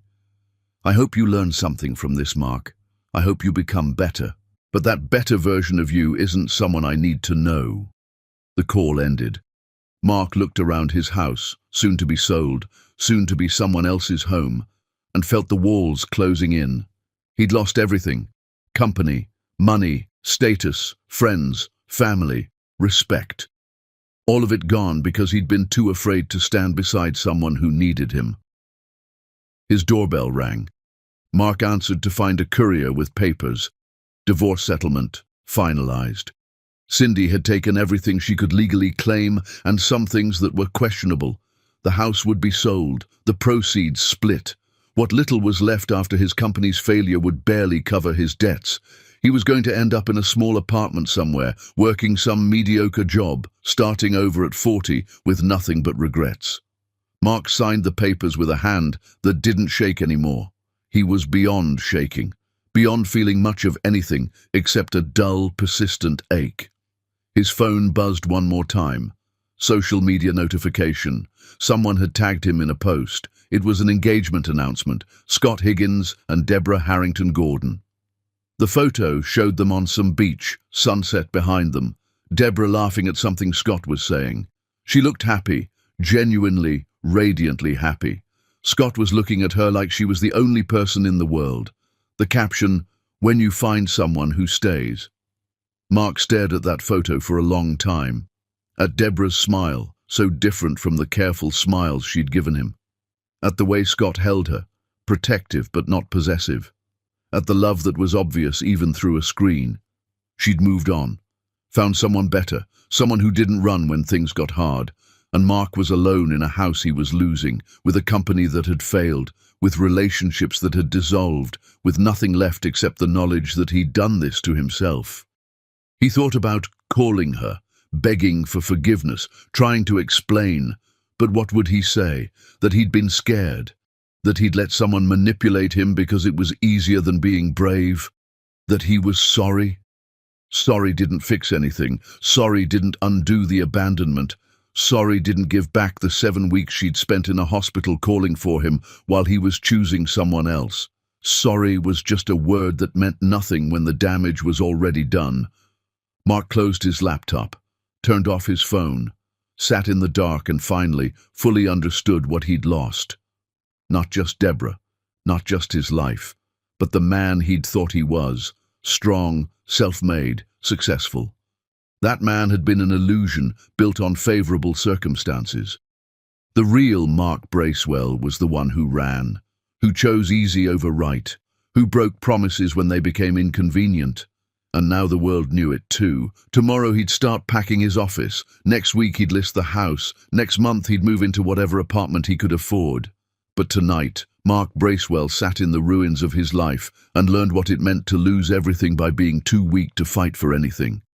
Somewhere across the city, Deborah was probably celebrating her engagement with the man who'd been strong enough to stay. And Mark was alone with his choices, his regrets, and the devastating understanding that he had no one to blame but himself. Chapter 9. The Unraveling. The office was empty. Mark stood in the space that used to house 30 people, engineers, designers, support staff, the infrastructure of a company he'd spent years building, and listened to the echo of his footsteps on bare floors. They'd all left, every single one of them. Some had been poached by competitors, some had found positions at companies with better prospects, some had just walked away, unwilling to stay on a ship they knew was sinking. The last one to go had been Patricia, his assistant of 5 years. "I'm sorry, Mr. Bracewell," she'd said yesterday, not meeting his eyes. "I've been offered a position with better security."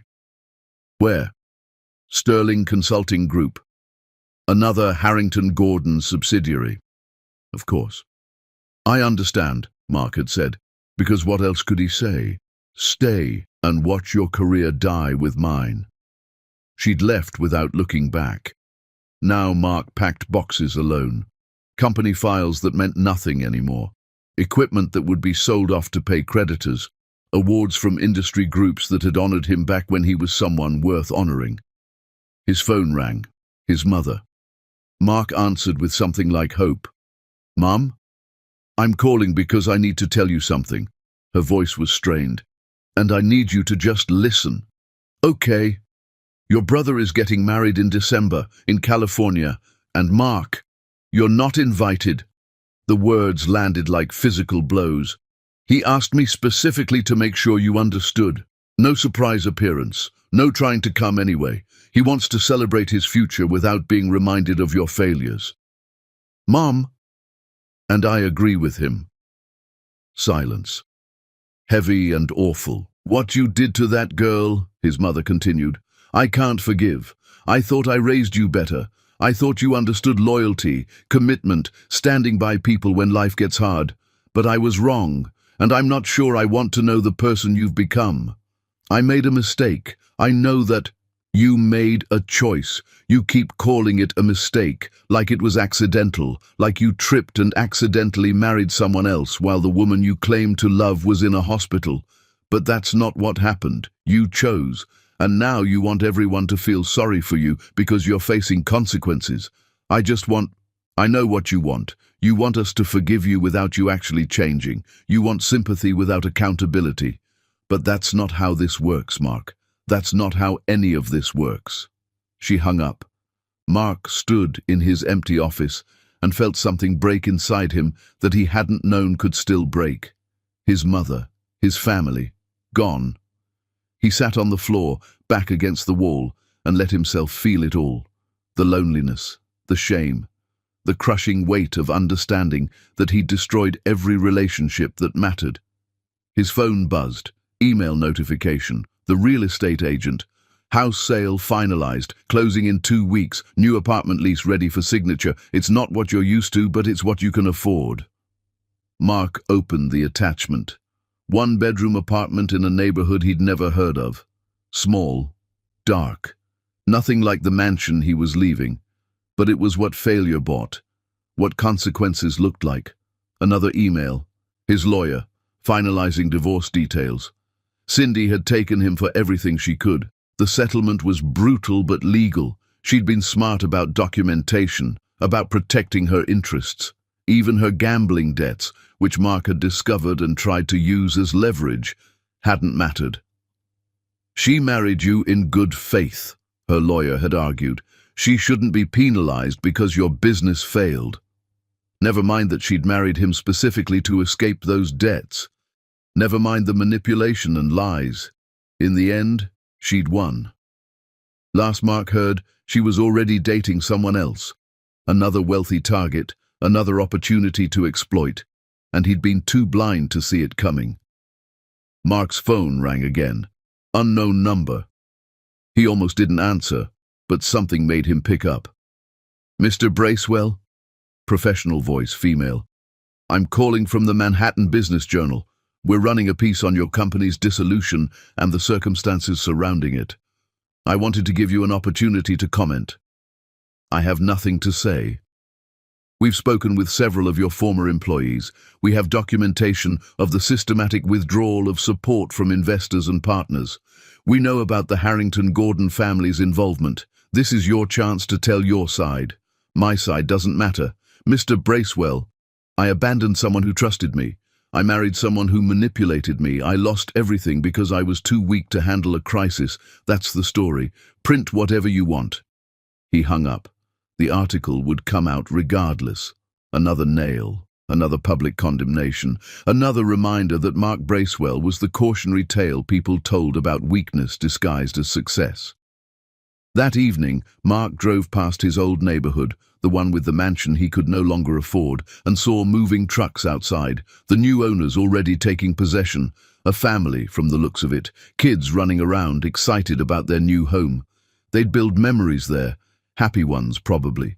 The house would become theirs, and whatever Mark had experienced in those rooms would fade like it had never existed. He kept driving, ended up outside James's apartment building. Sat in his car, staring up at windows he'd looked through 100 times back when they were friends. James was getting married and Mark wasn't invited, wasn't even wanted.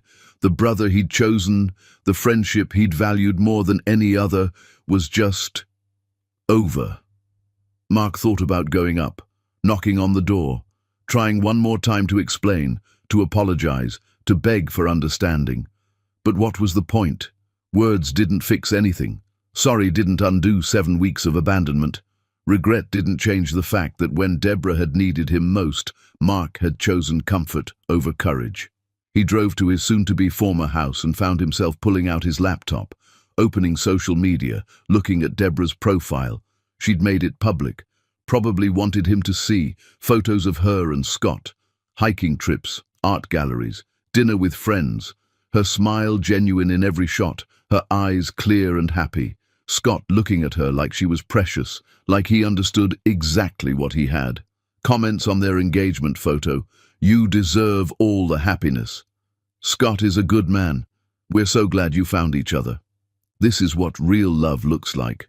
Mark scrolled through months of photos, watching Deborah rebuild her life without him, watching her laugh and thrive and become whole again with someone who'd been strong enough to stay. His phone buzzed, text from the movers, confirming pickup time for his belongings. The physical act of dismantling his life, scheduled and efficient. Mark closed his laptop and looked around the house one last time. Tried to remember what it had felt like to be happy here, to believe he'd made the right choice. He couldn't remember. Those feelings were gone, replaced by the hollow certainty that he'd traded everything real for an illusion. Tomorrow he'd sign the final papers, move into his small apartment, start whatever came next, with nothing but regrets and lessons learned too late. But tonight, Mark Bracewell sat in an empty house and finally wrote the letter he'd been avoiding for months. He addressed it to Deborah, not because he expected her to read it, not because he thought it would change anything, but because he needed to say the truth out loud, needed to acknowledge what he'd done without excuses or deflection. He wrote about his fear, about seeing her in that hospital bed and not being strong enough to handle it, about letting Cindy manipulate him because it was easier than being brave, about marrying her because guilt was crushing him and she offered an escape. He wrote about understanding now what he'd thrown away. Not just Deborah, but the version of himself he'd believed in, the self-made man, the strong leader, the loyal partner. All of it had been hollow. He wrote about watching her rebuild her life with Scott, about seeing her happy with someone who deserved her, about knowing he'd lost the only woman he'd ever really loved. And he wrote about accepting that there was no redemption arc coming, no moment where he'd make it right, no reconciliation, just consequences and learning to live with what he'd done. Mark sealed the letter and wrote Deborah's address on the envelope, put a stamp on it, walked outside and dropped it in the mailbox. It was done. He'd confessed, apologized, acknowledged everything. And it wouldn't matter, because sorry didn't undo pain. Regret didn't rebuild trust. Understanding came too late to save anything. Mark went back inside his empty house and sat in the dark, waiting for tomorrow, waiting for the next phase of a life he'd destroyed with his own weakness. Somewhere across Manhattan, Deborah was probably with Scott, planning their wedding, building their future, being loved by someone who understood what promises meant. And Mark was alone with his choices, his failures, and the devastating knowledge that he'd been given something precious and had been too afraid to keep it. The phone didn't ring. No one came. No last-minute revelation or second chance, just silence and darkness, and the long, slow process of learning to live with regret. Mark Bracewell had lost everything, and tomorrow he'd wake up and keep losing it, one piece at a time, until there was nothing left except the lesson: real men stay, weak men run, and he'd been the latter when it mattered most. Chapter 10. When Queens Rise. Deborah opened the letter on a Tuesday morning. She'd almost ignored it, had seen Mark's handwriting on the envelope and felt nothing but cold indifference. Scott had been making breakfast, had seen her holding it. "You don't have to read that," he'd said gently. But she wanted to. Needed to see what Mark thought words could accomplish now. She read it standing at her kitchen counter, while Scott gave her space. Mark's confession was thorough. His fear when he saw her in the hospital. His weakness in letting Cindy manipulate him. His understanding that he'd destroyed everything that mattered. His acceptance that there was no redemption coming. He wasn't asking for forgiveness, Wasn't begging for a second chance, just telling the truth finally. When Deborah finished, she stood there for a moment, feeling the weight of his words. Then she walked to the fireplace and lit the letter on fire, watched Mark's confession turn to ash, watched his truth disappear like it had never existed. Scott came to stand beside her. "Feel better?" "I don't feel anything, that's the point." Deborah turned from the flames. "He thinks confessing absolves him. It doesn't. He's learned his lesson too late for it to matter." "Do you wish things had been different?" Deborah thought about the woman she'd been when she loved Mark, younger, naive, willing to hide who she was for love. Thought about who she'd become, stronger, clearer, unbreakable. "No. Mark taught me what I didn't want. You taught me what I deserved. I'm grateful for both lessons." Scott kissed her forehead. "Good. Now come eat. We have a wedding to plan." The wedding was set for spring. Small ceremony, just family and real friends. No performance, no spectacle, just love. Deborah spent months planning it with Scott, and slowly the last pieces of anger faded. Not because Mark deserved forgiveness, but because holding on to rage gave him space in her life he hadn't earned. 3 months before the wedding, her mother called. Mark tried to reach out through business channels. "I had it blocked." "Good," Deborah said. "I have nothing to say to him. He's working some consulting job now, small apartment in Queens. Cindy took everything in the divorce. His mother won't return his calls. His brother moved across the country." Deborah listened without feeling anything. "He made his choices, and you made yours. I'm proud of you, darling, for rising, for becoming unbreakable." The words settled in Deborah's chest like truth. She was unbreakable, not because nothing had broken her. The accident had, Mark's abandonment had, 7 weeks in a hospital had shattered her. But she'd rebuilt, stronger, better. The wedding day was perfect. Spring sunshine, cherry blossoms in bloom. The ceremony in her family's private garden, where generations had married, where love had always been celebrated. Deborah wore a dress that showed her scars, the faint lines on her arms from the accident, proof she'd survived. She didn't hide them anymore. They were part of her story. When she walked down the aisle, Scott's face transformed, tears streaming, love so obvious it made her mother cry. The vows were simple, honest. "I promise to be strong when you need strength," Scott said. "I promise to stay when things get hard. I promise to love you not despite your scars, but because they're part of who you are." Deborah's vows were equally clear. "I promise to trust you with my truth. I promise to believe you when you say you'll stay. I promise to build a life with you that honors what we both survived to find each other." When they kissed, the crowd erupted, and Deborah felt, for the first time since the accident, completely whole. The reception was joyful, dancing and laughter and speeches from people who genuinely loved them. No pretense, just real connection. Lydia Trentworth gave a toast that silenced the room. "I've known Deborah since she was a child, watched her grow into a remarkable woman, and I watched her break when someone she trusted failed her." Lydia's voice rang clear. "But breaking isn't the end. Sometimes it's the beginning." Deborah didn't just survive. She rose. And Scott, you were wise enough to see that strength and patient enough to let her heal. That's what real men do, they stay. The applause was deafening. Later, her mother pulled Deborah aside. "Mark tried to come today. Security stopped him at the gate." Deborah felt nothing. "Did he say anything?" "Just that he wanted to congratulate you. Security turned him away." "Good." Her mother studied her face. "You really don't care anymore."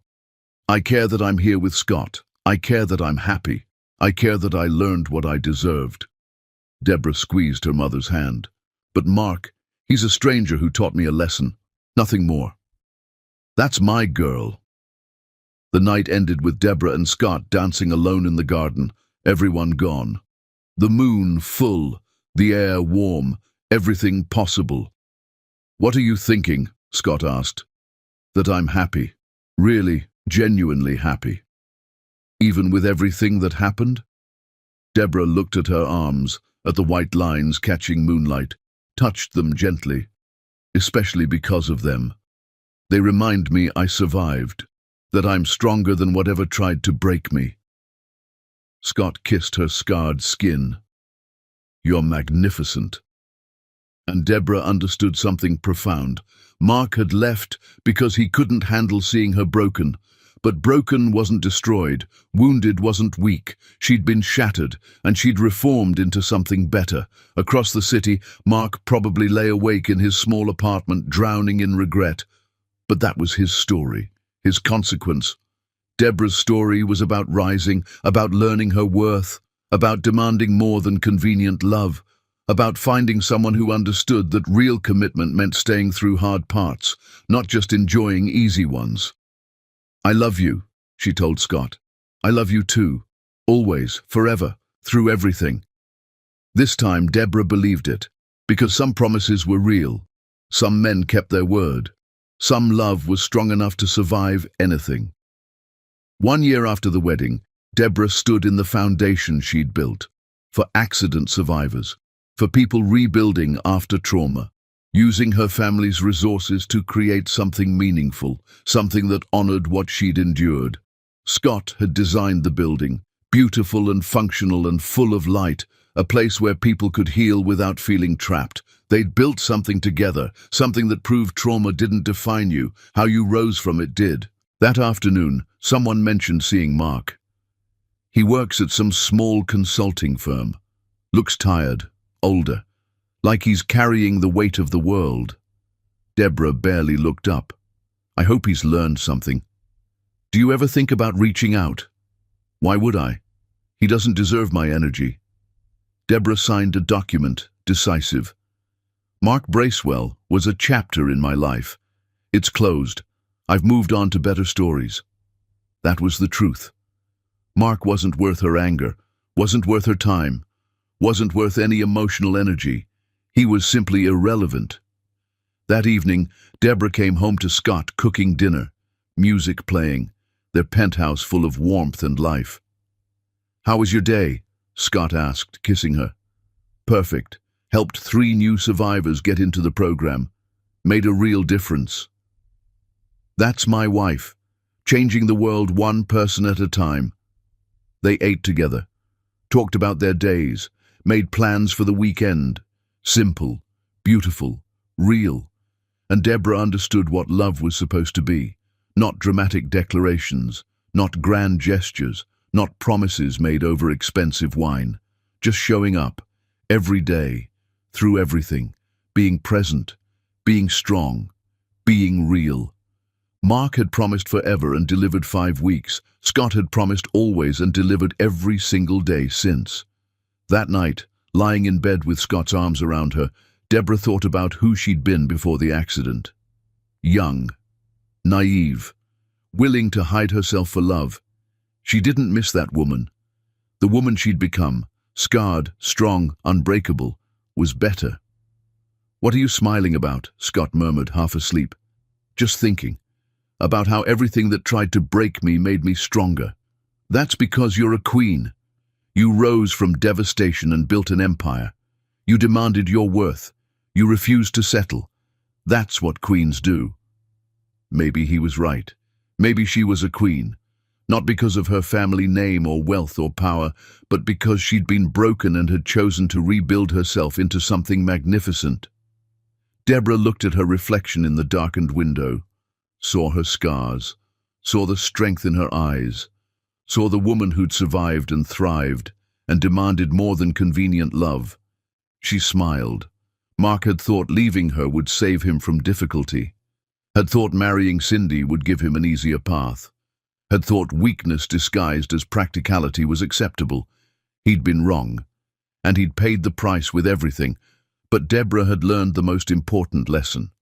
When you break a woman who knows her worth, she doesn't crumble. She rises. She becomes unbreakable. She builds an empire from the ashes of betrayal. And she finds someone who understands that scars aren't weaknesses. They're proof of survival, evidence of strength, marks of a warrior who fought back from devastation.